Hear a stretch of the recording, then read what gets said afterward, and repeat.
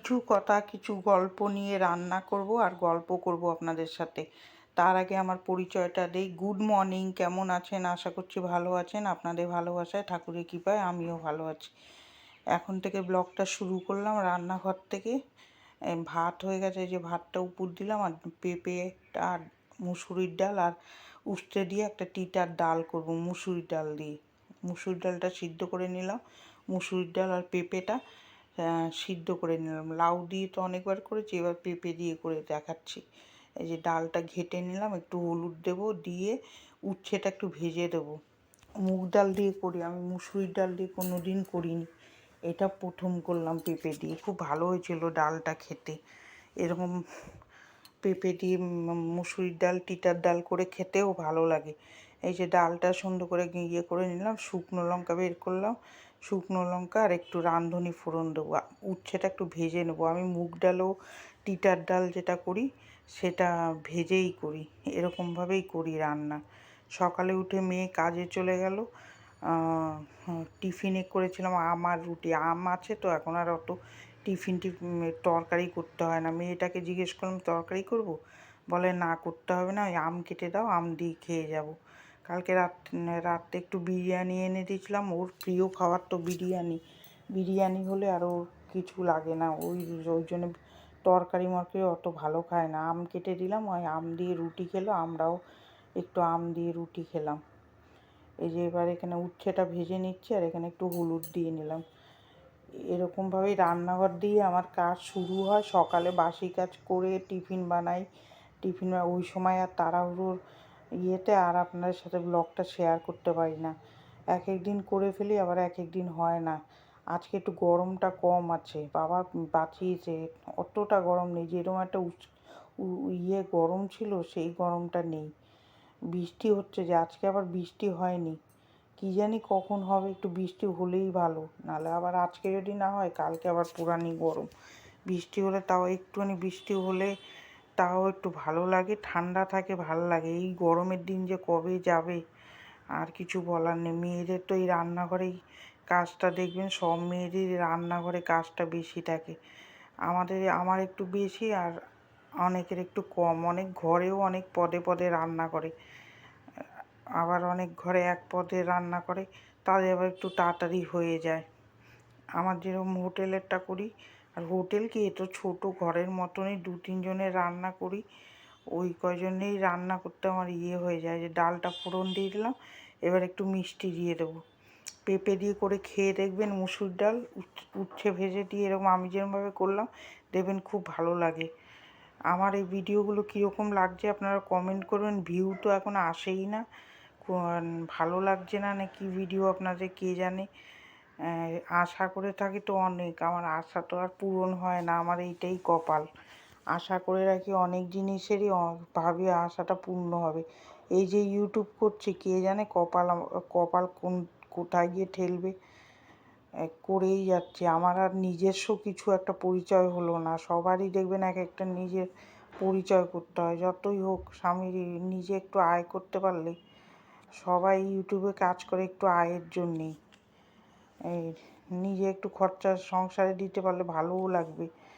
মেয়েও করে, আর স্বামীরটা আমি করে দিই, বড়মশাইয়েরটা এই করে গেলাম। আমার এমনি তো অসুবিধা নেই, তা হলো নিজের পায়ে একটু ইয়ে করলে, কিছু কিনতে ইচ্ছা করলে, নিজে আয় করলে আর কারোর কাছে যেতে হয় না।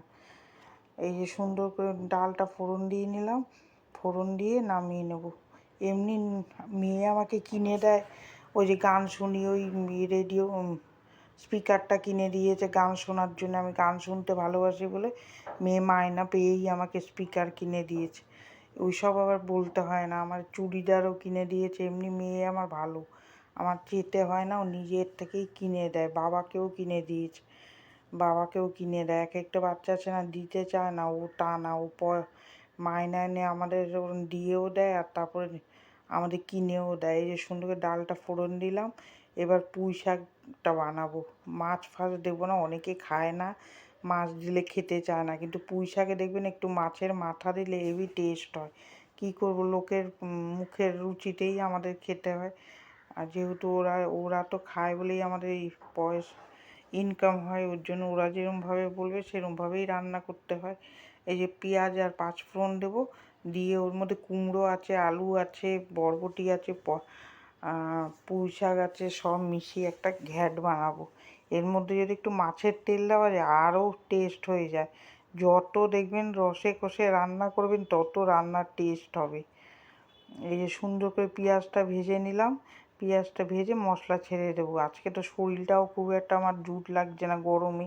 এই যে এই কদিন একটা গরম পড়েছিল না, ওর মধ্যে আমি রান্না করেছি, ওইতে শরীর আমার যা লাগছিল বলার কথা না। দেখেন না, মাঝখানে একদিন ভিডিও দিতে পারলাম না, তখন বরমশাই সব করেছিল। মাঝে মাঝে শরীরে এত অস্থির করে উঠছে কেন জানি না, সকাল হলে প্রচণ্ড দুর্বল লাগছে, মনে হয় না যে উঠে কোনো কাজ করি। আবার বেশি জল ঢাললেও ঠান্ডা লেগে যাচ্ছে। ওই যে বাতাসার জল ভিজিয়ে কদিন মৌরি দিয়ে খেয়েছি, ওইটাও ঠান্ডাটা লেগে গেছে, ভালো লাগছে না, শরীর ম্যাচ ম্যাচ করছে। এই সব থেকে শীতের দিনটাই ভালো, এই গরমে টেকাও যায় না আর গরম ভালোও লাগে না। ধুর, ও খেতেও ভাল লাগে না, শুতেও ভালো লাগে না, কোনো কিছুতেই আরাম লাগে না।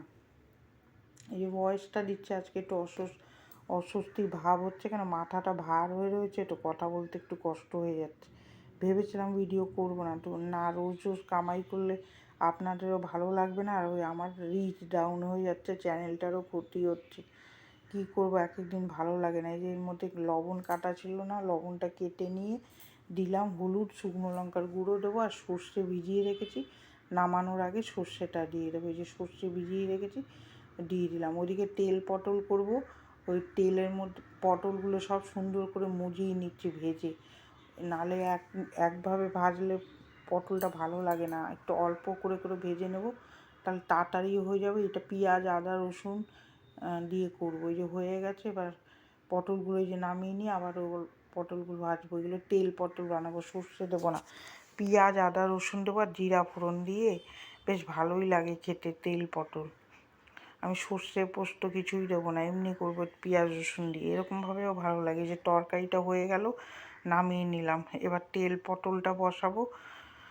আর ওখানে রুই মাছ এনেছে, রুই মাছটা ভাজবো। আমাদের জন্য লোটে মাছ এনেছে আর রুই মাছ এনেছে, রুই মাছ করে ঝোল করব আর আমাদের লোটে মাছ বানাবো। রান্নার আর দেখবেন শেষ থাকে না।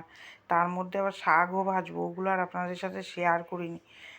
কলমি শাক এনেছিল, কলমি শাকটা ভাজবো। ওই যে ওখানে রুই মাছটা ভাজছি, ওখানে কড়াইতে তেল দিয়ে গোটা জিরা ফোড়নে দিয়ে পেঁয়াজের পেস্টটা দিয়ে দিলাম। এবার একে একে মশলা দেবো আর ভালো করে কষাবো, অল্প করে একটু মিষ্টি দেবো আর জিরার গুঁড়ো দেবো, দিয়ে সুন্দর করে কষাবো। কষিয়ে একে একে মশলা দেবো, ওই যে দিচ্ছি যে রেগুলার যে মশলা পেঁয়াজ রসুনের, ওগুলো দিয়ে পটল দিয়ে দেবো। পটলটা দিয়ে ভালো করে, একটু তেলটা বেশি দিতে হবে, নাহলে তেল পটলের নামটা হবে কীরমভাবে, একটু তেল একটু বেশিই দিতে হবে, খেতে খুব সুন্দর হয়। একটু কাশ্মীরি মির্চ দেবো কালারের জন্য, কালার না হলে আমার আবার রান্না খুব একটা পোষায় না, আমি ওই কালার দেখে রান্না করি, একটু লালচে কালার হবে, দেখতে সুন্দর লাগবে। এই যে পটলগুলো তারপরে দেবো, একটু মিষ্টি দিয়ে দিলাম বাতাসা। তারপরে তো এই মাছগুলো ভেজে মাছের ঝোল করব। ওদিকে তারপরে বাকি আছে রান্না, লোটে মাছটা করব, ঝুড়ো করব। এই যে ঘুম থেকে উঠে আপনাদের সাথে ভয়েস দিতে বসেছি, করলাম, এডিট করলাম। আমার আবার একটু না শুলে দুপুরে হয় না, এত কাজ করি তো ভালো লাগে না। এরপরে তো এই রান্নার পরে অনেক কাজ থাকে, দেখবেন রান্নার পরেই এর মশলাটা কষছে, আর ওখানে জানি কী করতে, মশলা বাটতে গেছি, মাছের মশলাটা বাটতে গেছি, ততক্ষণ ভিডিওটা খোলা ছিল, ওই জন্য বেশিটাই চলে এসছে এদিকে। এই মশলা বেটে আসলাম, এখন তো তাও ওই মিক্সি আছে বলে বেটে নিই, আর না হলে তো আগে শিলে ঘষ ঘষ করে মশলা বাটতে হতো, কি কষ্ট হতো, ওগুলো তো আরও বেশি কষ্ট। তখন তো আমার নতুন বিয়ে হয়েছে, তখন তো শ্বশুরবাড়িতে শিলে মশলা বাটে, আমাদের শ্বশুরমশাই এবার এই মিক্সি টিক্সিতে মশলা বাটা ভালোবাসতো না, ওনাদের আবার হাটে বেটে মশলা করতে হতো। তখন তো এরকম নাইটিও পরতাম না, শাড়ি পরতাম, ওই শাড়ি পরে বসে বাবা, তখন এত মোটাও ছিলাম না, রোগা ছিলাম তখন, অনেক বাচ্চা বয়সে বিয়ে হয়েছে তো, তখন এই কাজও জানতাম না, হাত মাত পুড়িয়ে। এই যে লোটে মাছটা বসাবো, কড়াইতে তেল দিয়েছি, গোটা জিরা আর কুচোনো পেঁয়াজ দিয়েছি, আর আদা রসুন পেঁয়াজ ওই বেটে রেখেছি একটু, আর টমেটোটা বাটিয়ে নিয়ে ওটা কেটে দিয়ে দেবো। ছুরি পাচ্ছি না, কাজের সময় দেখবেন কোনো কিছুই পাওয়া যায় না, আরও লাগে বিরক্ত। ওই যে টমেটোটা হাত দিয়ে কেটে দিলাম। আমি রাখি কোথায় খুঁজে পাই না, আমার বরমশাই তাই বলে, তুমি রাখো আর খুঁজে পাও না, তারপরে বক বক করতে থাকবো। মাথাটা এত ভার হয়ে রয়েছে, আমি কথা বলতে একটু কষ্ট হচ্ছে, আপনারা একটু ম্যানেজ করে নেবেন। একটু উল্টো পাল্টা হলে যে সুন্দর করে দুটো ঘর মুছতে হবে। আমাদের তো আর বসার ইয়ে নেই, যে সেই যে বিয়ে করে আসার থেকে আর রেস্ট নেই, আর বসে থাকবো যে কয়েকদিন ঘুরতে যাবো। ঘুরতে যাওয়ার তো কপালই নেই, কোথাও বেরোনো যায় না এই কাজ ছেড়ে। আর আগে পড়াশোনা ছিল তার জন্য বেরোতাম না, আর এখন তো আর এই কাজের জন্য বেরোই না। একটা না একটা বাধা লেগেই থাকে। মেয়ের বিয়ে হলে যদি পারি এবার, তার আগে আমাদের ঘোরাফেরা আর হবে না, তখনও দেখবেন আবার কোথা থেকে কোন সমস্যা চলে আসবে। আমি যে ঘুরতে ভালোবাসতাম সেই জিনিসটা এখন নেই, কোথায় যাব বেরোতেও পারি না। আমি এই ঘরে বসে খালি সংসারের কাজ করো, মেয়েদের হলো এইটাই জীবন, ঘরে বসে কাজ করো। এক একটা মেয়ের কপাল ভালোই হয়, ওরা ঘুরতে ফুরতে পারে। এই যে লোটে মাছটা নাড়াচ্ছি আর বাসন মেজে নিচ্ছি, কতগুলো বাসন হয়েছে, বাসন মাজি। আমি আর একটু একটু করে কাজ আগাই, দাঁড়িয়ে থাকি না, না হলে অনেক দেরি হয়ে যাবে। এক একটা রান্না বসাই আর এক একটা কাজ করি, ওদিকে আবার খাওয়ার জল ভরতে হবে, ফ্রিজে জল নেই।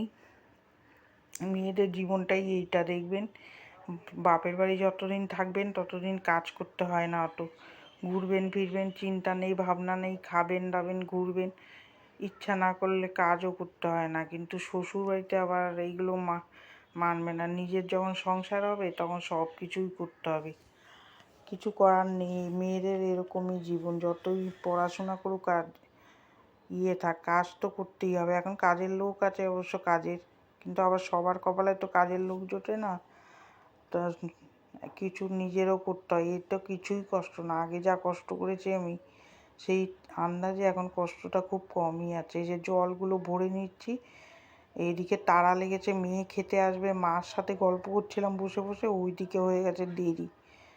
ওই জন্য বিকালে ফোন করতে বলি, সকালে আমার সময়ও হয় না, কি করব, ওইদিকে মেয়ে খেতে চলে আসবে, এত তাড়াহুড়ো করে কাজ করব, এখন আর দাঁড়াতে পারবো না। সকালে তাও বরমশাই জামা কাপড়গুলো ধুয়ে দেয় বলে বেলায় আমার এত কষ্ট হয় না, উনি হেল্প করে কিছু কিছু, ওই জন্য দুটো ঘর ঝাড় দিয়ে বেরিয়ে আসলাম। এই রান্নাঘরটা আপনাদের সাথে শেয়ার করলাম। সংসারে কি আর একটা দুটো কাজ থাকে?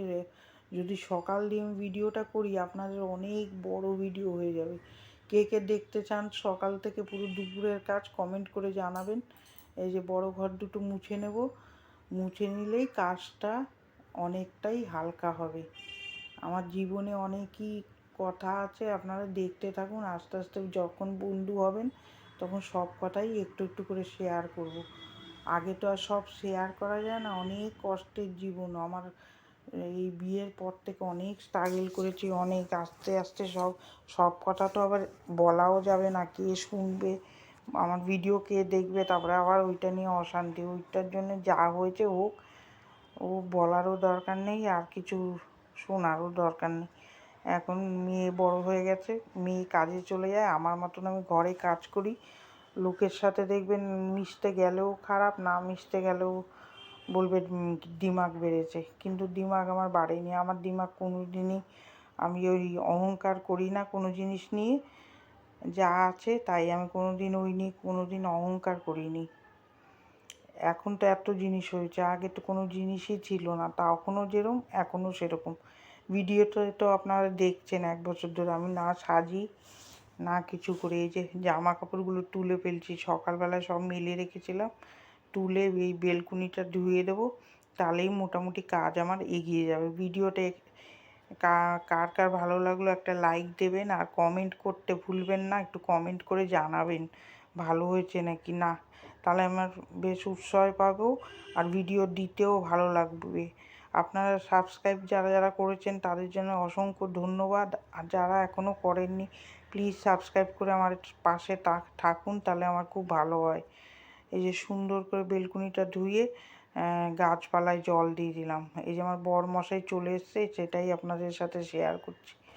এই যে ব্যাগ ট্যাগ নিয়ে ক্যারেজ নিয়ে ওরও খাটনি হয়, আমরা তো ঘরে থাকি, ওর তো সারাদিন বাজার হাট খাবার দাবার সব কিছু ওর উপরেই পড়ে। আমি আবার হাট বাজার করতে পারি না, ওর কষ্টটা বেশিই হয়। এই যে জামা কাপড়গুলো গুছিয়ে নিচ্ছি, ভিডিওটা এখানেই শেষ করব। কালকে যদি ভালো থাকি ভিডিও নিয়ে আবার চলে আসবো আপনাদের কাছে। ভিডিওটা কার কার ভালো লাগছে একটা লাইক দেবেন। এই যে কী নিয়ে জানি একটা হাসছি আমি, ভোরের সাথে ইয়ার্কি মারছি আর হাসছি। ভিডিওটা শেষ করলাম, কার কার ভালো লাগলো একটা লাইক দেবেন, সাবস্ক্রাইব করে আমার পাশে থাকবেন। টাটা।